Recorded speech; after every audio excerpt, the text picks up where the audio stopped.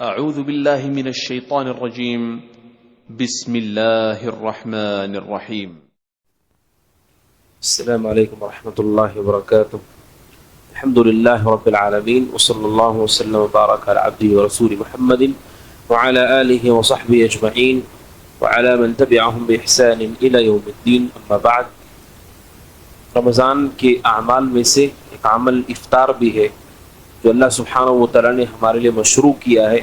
وہ سنت ہے کہ جس طرح ہم سحری کھاتے ہیں اسی طرح ہم افطار بھی کریں. نبی اکرم صلی اللہ علیہ وسلم نے افطار کو مومن کے لیے راحت اور خوشی کا سبب قرار دیا. اللہ کے نبی نے فرمایا علیہ الصلوۃ والسلام، بخاری کی حدیث ہے کہ روزے دار جو افطار کرتے ہیں ان کے لیے دو خوشیاں ہیں. ایک خوشی عند فطری، جب وہ افطار کرتا ہے تو اسے فطری طور پر خوشی ہوتی ہے، راحت ہوتی ہے، اور دوسرا اللہ سبحانہ و تعالیٰ سے ملاقات پر اسے خوشی ہوگی.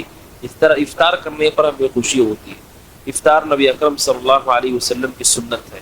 افطار کے حوالے سے خاص بات ہے جو حدیثوں میں صراحت کے ساتھ بیان کی گئی ہے، جس میں ہمارے درمیان غلطی پائی جاتی ہے. وہ یہ ہے کہ افطار کرنے میں مومن کو جلدی کرنا چاہیے.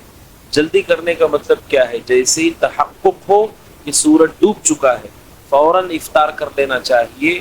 اور اس کا علم یا تو ہم نے خود دیکھا ہو، سورج غروب ہو گیا، ہمیں علم ہو گیا، یا پھر بھروسے مند لوگوں نے گواہی دی کہ سورج غروب ہو چکا ہے. جیسے ہی ہمیں علم ہو کہ سورج ڈوب گیا، افطار کرنے میں جلدی کرنا چاہیے.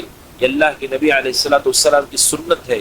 بلکہ حدیث میں، بخاری کی حدیث ہے، حضرت سہل بن سعد کہتے ہیں رضی اللہ تعالیٰ عنہ، نبی اکرم صلی اللہ علیہ وسلم نے فرمایا لا یزال الناس بخیر، آپ نے کہا امت کے لوگ برابر خیر پر باقی رہیں گے، ما عجل الفطرہ، جب تک کہ وہ افطار کرنے میں جلدی کرتے رہیں گے.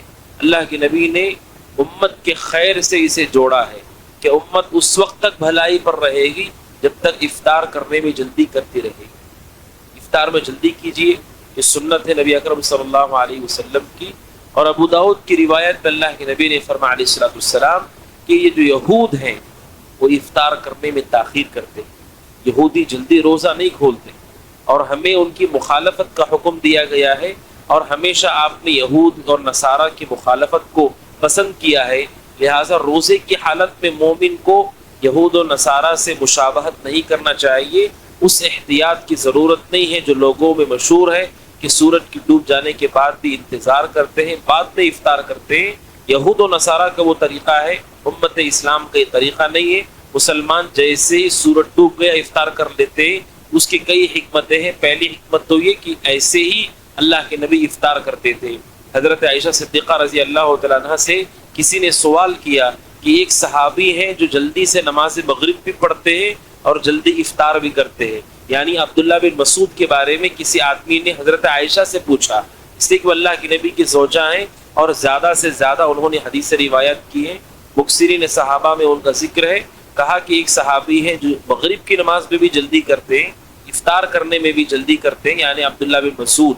تو حضرت عائشہ نے کہا کہ اسی طریقے سے رسول بھی کیا کرتے صلی اللہ علیہ وسلم. یعنی عبداللہ بن مسعود نے یہ چیز رسول سے دیکھ کر سیکھی کہ نماز مغرب میں جلدی کرنا چاہیے، اسی طرح افطار میں بھی جلدی کرنا چاہیے. اللہ کے نبی صلی اللہ علیہ وسلم نے اس احتیاط کی تعلیم نہیں دی. نمبر 2، اس میں یہود و نصارہ کی مخالفت ہے. مومن کو ان کی مخالفت کرنا چاہیے کہ ظاہر میں دوسروں کی مشابہت باطن میں ان سے مشابہت کو پیدا کرتی ہے.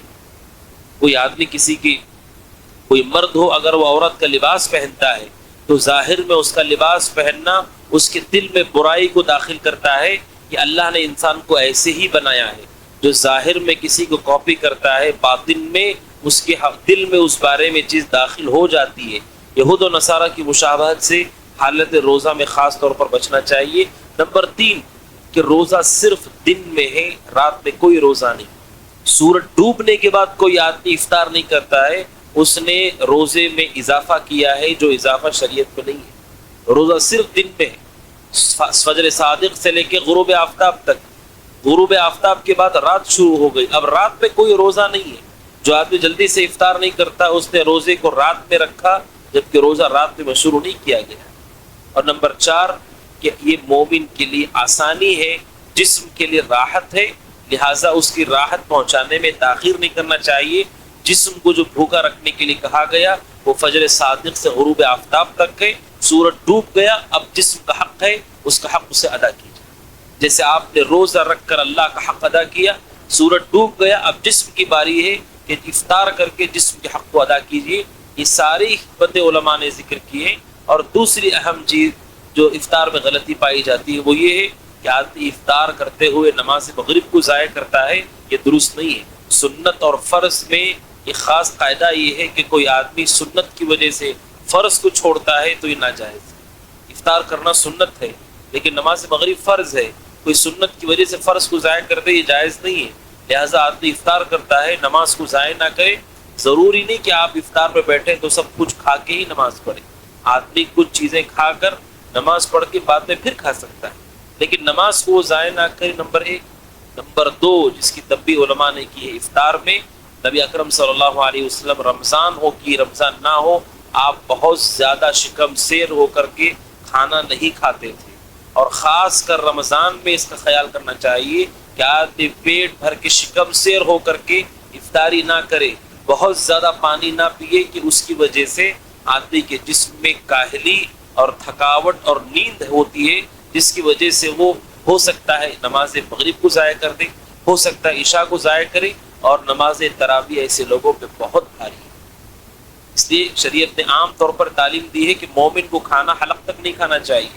ایک حصہ کھانے کے لیے، ایک حصہ پانی کے لیے، ایک حصہ سانس کے لیے رکھنا چاہیے. اسی ترتیب سے کھانا چاہیے کہ جب آدمی بہت زیادہ کھانا کھاتا ہے، اس کے جسم سے زیادہ جتنی ضرورت ہے اس سے زیادہ کھاتا ہے، تو عام طور پر جو پریشانیاں لاحق ہوتی ہیں ان میں سے تھکاوٹ، نیند، سستی اور غفلت یہ عام چیزیں ہیں جو بہت زیادہ کھانے سے لاحق ہوتی ہیں.